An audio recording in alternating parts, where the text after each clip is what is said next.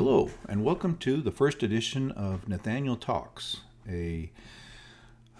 how should I say, a podcast, I suppose, about things that I'm interested in, and hopefully you're interested in as well. So hopefully we can find some common ground. Anyways, my name is Nathaniel P. Wilkerson, and many of you probably know me from the SketchUp world or possibly even from the art world. I have a little bio on a couple of websites that I own. One is Wilkerson Art, where I have all my artwork. Here's a short bio here. It's a little video, actually. And also on my Medique website, Medique Design, I have a little bio just telling a little bit about who I am, where I'm from, that sort of thing. So I'll just sum it up here in a quick nutshell. My name is Nathaniel Wilkerson, and I was born in Provo, Utah in 1972. Raised with 9 other siblings in British Columbia, Canada. And I think I had a pretty good upbringing. I was pretty academic, I suppose, even from the get-go. And so I really enjoyed learning a lot of things, and I still do. And so I went to BYU during the early 90s, graduated at BYU in 98. And then, I served a mission for the LDS Church in 1991 to 1993 in Nagoya, Japan. That's where I learned Japanese. I actually really enjoy speaking Japanese once in a while. I get on Discord lately and just have at it. And surprisingly, after 30 years, I'm still semi-fluent. So you never know how that can go. But married Cynthia Joy Adams, who's now Cynthia Joy Wilkerson, of course. We have 5 kids. We've been all over the place. Started a company back in 1999 called MPS Internet Solutions. Kind of was my first venture into the entrepreneurial world after college. And did that for about 7 years. And then after that, I went to work in the Seattle area, up in Mukilteo, for a aerospace company. And then did that for about 4.5, 5 years, I guess. And then we moved out to the peninsula in Washington. And that's kind of where I got into, started doing engineering, specifically residential engineering, structural engineering. And that's what kind of led to the engineering side of the house of what interests me. And as you know, I've got a lot of plugins now that I've been developing for the last 8 years or so. That's just a little bit about myself, who I am, what I do. Like I said, I have a fairly good presence, I guess, on the internet, on YouTube now, with a lot of SketchUp related content and stuff. But this little venture, I guess, or if you want to call that a little podcast, I kind of want to separate myself from, I do a lot of tutorial videos and that sort of thing, but I want to talk about stuff that I want to talk about. So anyways, today I kind of wanted to dive into religion, actually.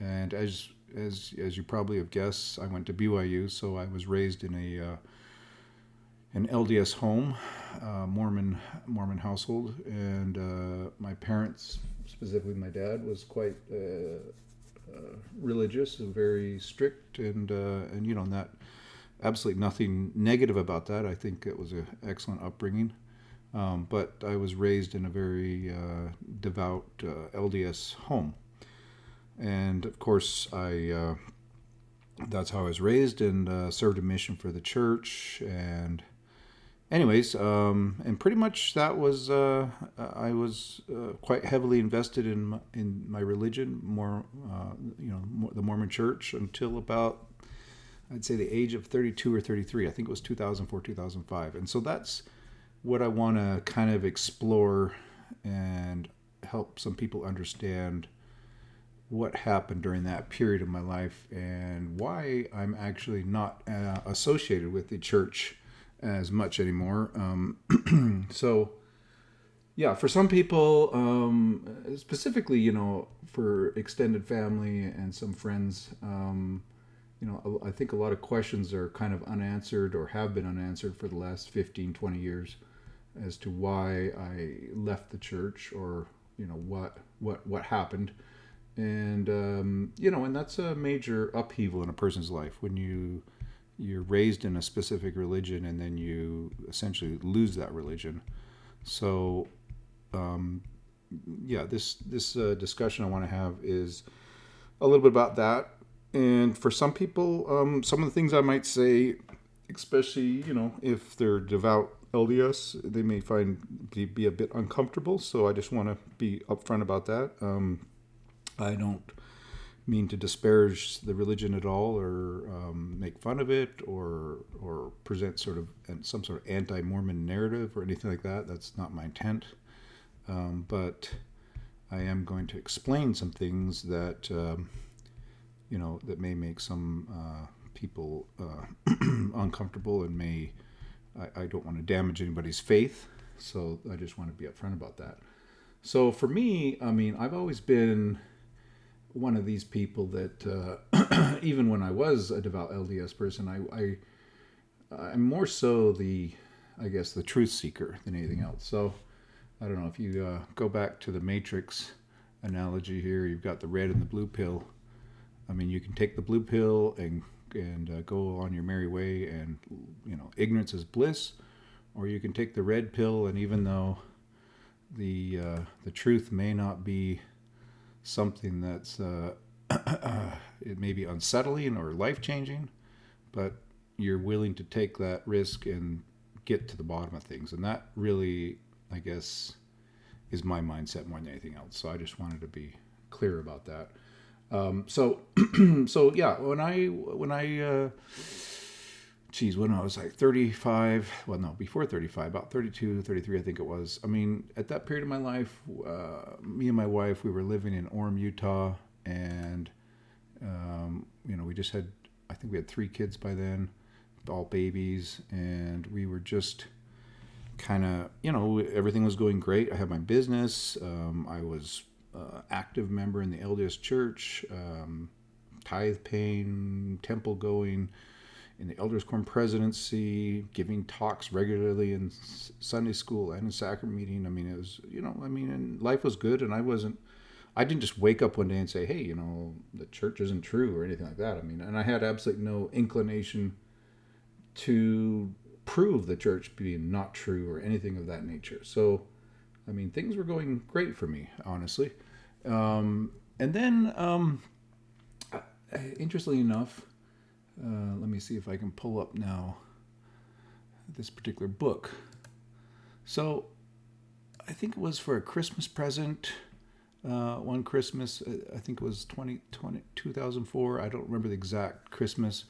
Anyways, my mother-in-law, probably at Deseret Books, she purchased this. It's kind of what I call a coffee table book, one of those ones with lots of pictures, and it's large print fairly. And anyways, she purchased this book for us for a Christmas present, one of those Christmas presents, and this sat on my coffee table there for quite a few months, actually, before I even cracked it open. It just looked like a nice book, and I set it there.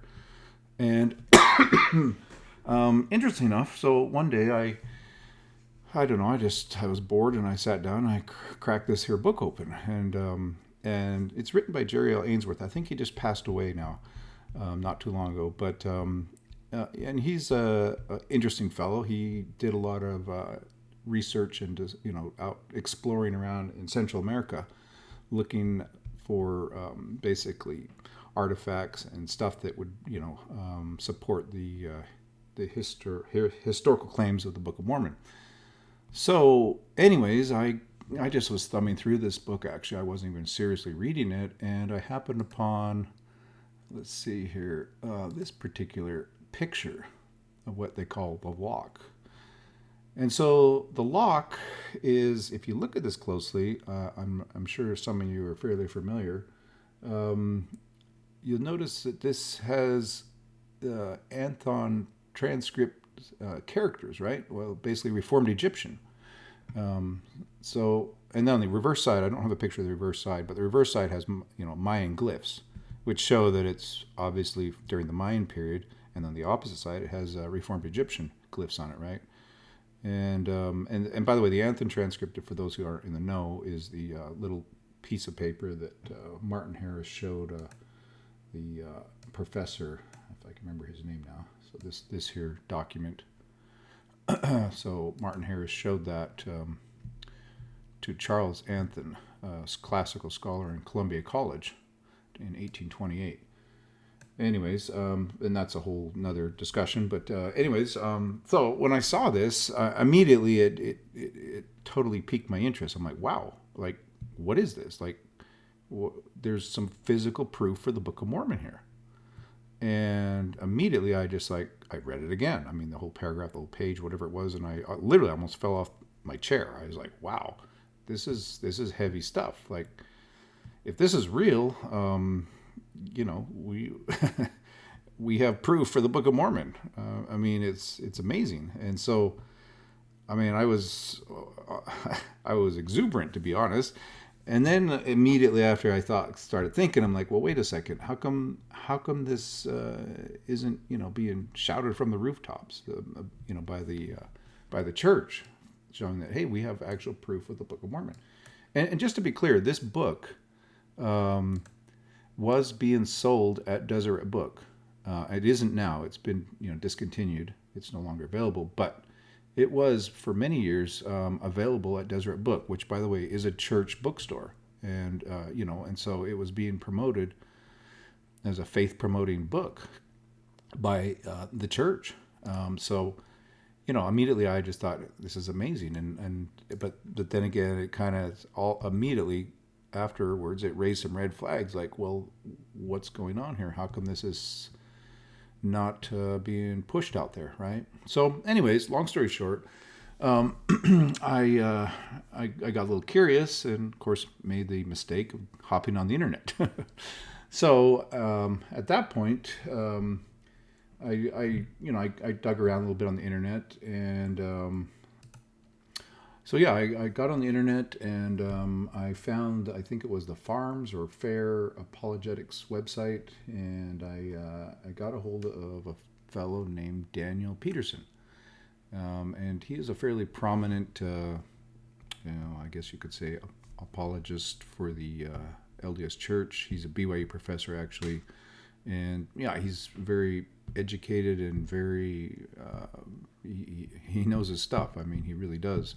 And we had, I probably spent almost a year and a half, 2 years discussing things with him for quite some time on the boards there. And anyways, and so immediately I talked to him about this lock, and his response was, well, it's a fake. And of course, if you read further in this book, you'll also see that there's some plates called the Padilla plates that were also faked. That show Reformed Egyptian with Mayan hieroglyphs as well. So I immediately, that was like, well, okay, Daniel. So where is the proof then? I mean, surely there must be some physical proof for the Book of Mormon after all these years, and after all the many archaeological studies and research projects and what have you that have gone on down in Central America. And so bottom line is when I got to the brass tacks, there was no actual physical proof, even to this day. And as far as I know, there is no actual physical proof that confirms the historical claims of the Book of Mormon. So immediately that kind of got my alarm bells going off, and I was just like, well, this doesn't sound very good. How come there's no physical proof at all? I mean, it just doesn't add up. And so, I began asking a lot of questions and thinking about it more, and delving into it a little bit more. And the more I dove into it, and I wrote, and then I started buying a lot of books. I mean, I honestly did. I started buying books on all kinds of, and they weren't necessarily anti-Mormon or pro-Mormon. I was just getting every book I could find, and basically diving into the history and everything I could about the Mormon religion. I mean, I think I purchased like 50 books. And at the end of the day, there was a lot of, and granted, back in 2004, 2005, a lot of the stuff, like, you can find a lot of this on Wikipedia now. I'm just showing you some articles. But all of this stuff was not out there then. I mean, you had to get into the books. It wasn't on the internet like it is now. I mean, it was just starting to get on the internet. But you dive into this, and this is in a lot of the books, like what in the Book of Mormon we talk about horses and elephants and all sorts of things like steel and swords and stuff and barley and wheat, and the problem. There's a lot of problems with this. There's some serious anachronisms, I guess is the right word. Anachronisms is how you pronounce it, I guess.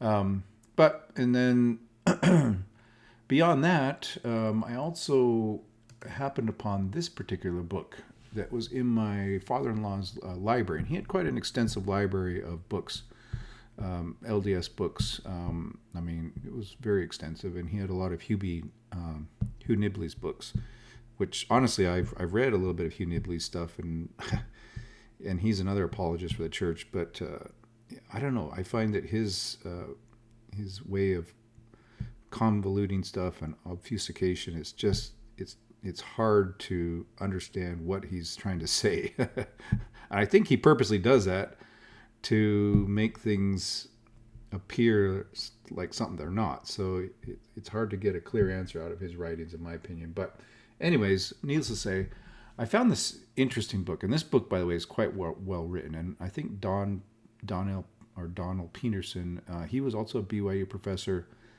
at the time when he wrote this book. And I think he has just recently, not too long ago, passed away as well.